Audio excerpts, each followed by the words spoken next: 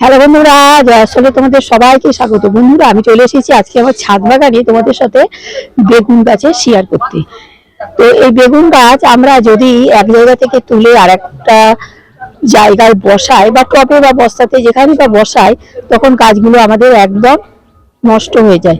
তো একেবারে গাছগুলো কিভাবে বসাবো একই জায়গায়, সেটা তোমাদের সাথে শেয়ার করব। বাজার থেকে এনে গাছগুলো আমি কিভাবে রেখে এবং কিভাবে কত বড় হলে আমি বসাবো সেটাই তোমাদের সাথে শেয়ার করব।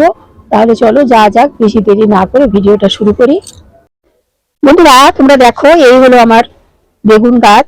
বস্তার ভিতরে বেগুন গাছ আমি বসিয়েছি, আর দেখো এখন কত সুন্দর হয়েছে, ঢল ঢল করছে। আর প্রতিটা ডালে দেখো, ডাল থেকে থেকে পাশ থেকে থেকে সমস্ত আগা বেরিয়ে সমস্ত ফুলে ভর্তি হয়ে যাচ্ছে আস্তে আস্তে। এখানেও ছোট ছোট বেগুনও ধরে গেছে, দেখো আমি দেখাচ্ছি, ছোট্ট বেগুন ধরেছে সবে সবে আর কি। যাই হোক, এইভাবে আমি গাছগুলো এখানে বসিয়েছি। তো কিভাবে বসিয়েছি সেটা তোমাদের সাথে শেয়ার করব। আমি তো মাঝে কিছুদিন আগে টবের ভিতরে আমি বেগুন গাছ বসিয়েছিলাম। গাছটা খুব সুন্দর ছিল, একদম ঢলঢল করছিল, কিন্তু আমি আরো একটা বড় বস্তায় যেই গাছটা দিলাম, সেই অমনি গাছটা আর বাড়লো না। সাথে সাথে কয়েকদিন পরে থাকলো, ওইভাবেই থাকলো। তারপরে আস্তে আস্তে গাছটা শুকিয়েই গেল, তো হলোই না। আমি ভাবলাম যে বড় বস্তায় দিলে গাছটা বুঝি ভালো হবে, তো হয়নি। কিন্তু আমি এবারে ডাইরেক্ট আর কি বসিয়ে দিয়েছি, দেখো তাতে দেখো গাছটা কত সুন্দর হয়েছে। আর আমি এখন এই বস্তা থেকে তুলে এখন অন্য বস্তাতে আমি করবই না। তো যাই হোক, সেটাই ভাবলাম তোমাদের সাথে একটু আমি শেয়ার করি এই বেগুন গাছগুলো বস্তার ভিতরে কিভাবে আমি বসিয়েছি। তো যাই হোক, আমি বেগুন গাছগুলো ছোট ছোট নিয়ে এসেছি, দেখো দেখাচ্ছি আরেকবার। বন্ধুরা, আমি বাজার থেকে এরকম ছোট ছোট বেগুন গাছ আমি নিয়ে এসেছি। দেখো, এই বেগুন গাছগুলো আমি ডাইরেক্ট একদম বসিয়ে দিয়েছি। আর একটা বেগুন গাছ আমি এই কন্টেনারটার ভিতরে বসিয়েছি।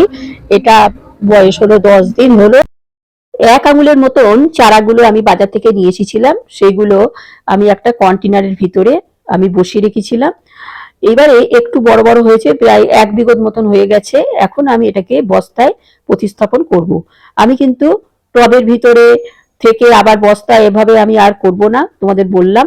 সেই জন্য আমি এই কন্টেনারটার ভিতরে আমি এই চারাগুলো একটু সামান্য বড় করে নিয়েছি। এর থেকে এখন স্থানান্তরিত করলে অবশ্য কোনো ক্ষতি হবে না। তো যাই হোক, আমি একটা ডাইরেক্ট বসিয়ে দিয়েছি পাশে। আমার আরো একটা কন্টেনারে চারা করা আছে, 4-5টা আছে। আমি বিভিন্ন জায়গায় বসাবো, ড্রেনের মতন জায়গায় বসাবো দুটো, আর দুটো বস্তার ভিতরে বসাবো। তো যাই হোক, আমি বসিয়ে দেব। আমি 10 দিন পরে ফিরে আসলাম, আবার 10 দিন পরে বসানো 10 দিন পরে ফিরে আসলাম। দেখো, গাছগুলো বস্তার ভিতরে কত বড় বড় হয়ে গেছে, একদম ঢল ঢল করছে বস্তার ভিতরে। আমি নারকেলের খোসা, শুকনো সবজির খোসা, গোবর সার, সর্ষের খোল দিয়ে মাটিটা রেডি করে রেখেছিলাম। তারপরে আমি গাছটা বসিয়ে দিয়েছি। আর এরপরেই আমি সাইড দিয়ে দিয়ে মাটিটা যখন বসে যাবে তখন সাইড দিয়ে দিয়ে মাটি দিয়ে দেব।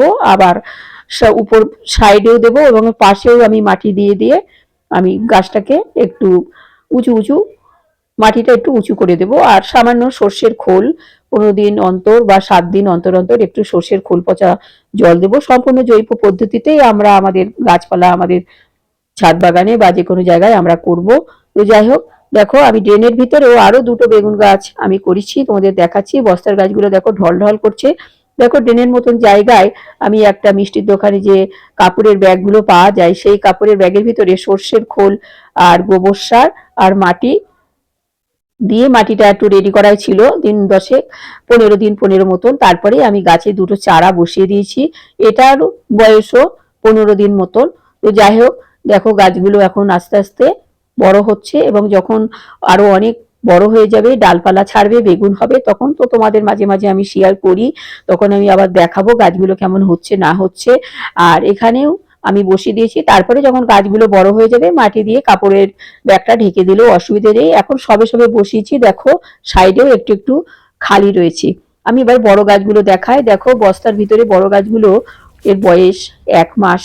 তাতেই দেখো গাছগুলো কত বড় হয়ে গেছে। আর প্রতিটা ডালের থেকে থেকে পাশকর্মী ছেড়েছে, ছেড়ে ছেড়ে দেখো প্রতিটা ডগায় ডগায় ফুল। এই বস্তার ভিতরে গাছটা এত সুন্দর হচ্ছে, সে তোমাদের কি আমি বলবো। দেখো, আর বেগুনও ধরে গেছে, আরো একটা বেগুন খসেও গেছে ছোট মতো। তো যাই হোক, আরো সবে সবে ধরছে। এই বস্তার ভিতরে কিন্তু সমস্ত আমি ফেলে দেয়া আবর্জনা, নোংরা, নোংরা বলবো না, এই সবজির খোসা টোসা সমস্ত দিয়ে তারপরে কিন্তু আমি গাছগুলো বসিয়েছি। সামান্য মাটি, তাতেই দেখো গাছগুলো আমার এত ভালো হয়েছে। ফেলে দেয়া জিনিস সেই সমস্ত আমরা ফেলে না দিয়ে যদি আমরা একটু গাছপালা করি, তাহলে গাছদের তো সুন্দর সুন্দর খাবারও হবে। তো যাই হোক, দেখো গাছগুলো কত ভালো হয়েছে। এবারে মাঝে মাঝে আমি মাটি টাটি দেবো, একটু জল দেবো, এইভাবেই পরিচর্যা করব। তাহলে বন্ধুরা, তোমরা আমার এই ভিডিওটা দেখলে, বেগুন গাছের ভিডিওটা আমি ডাইরেক্ট কিভাবে বস্তার ভিতরে বা ড্রেনের মতন জায়গায় আমার আছে কিভাবে বসালাম, সেটাই তোমাদের সাথে শেয়ার করলাম। তোমাদেরও যদি বেগুন গাছ বসাও, এইভাবে বসাবে, একদম স্থানান্তরিত করবে না, তাহলে কিন্তু দেখবে একেবারে বসালে খুব সুন্দর হবে, গাছও ভালো হবে, ফলও ভালো হবে। তো যাই হোক, তোমাদের যদি আমার এই বেগুন গাছের ভিডিওটা ভালো লেগে থাকে, বেগুন গাছগুলো ভালো লেগে থাকে, তো তোমাদের কাকিমাকে একটা লাইক শেয়ার সাবস্ক্রাইব করে আমার চ্যানেলটার পাশে থেকো। আসি তাহলে, সবাই ভালো থেকো, টাটা।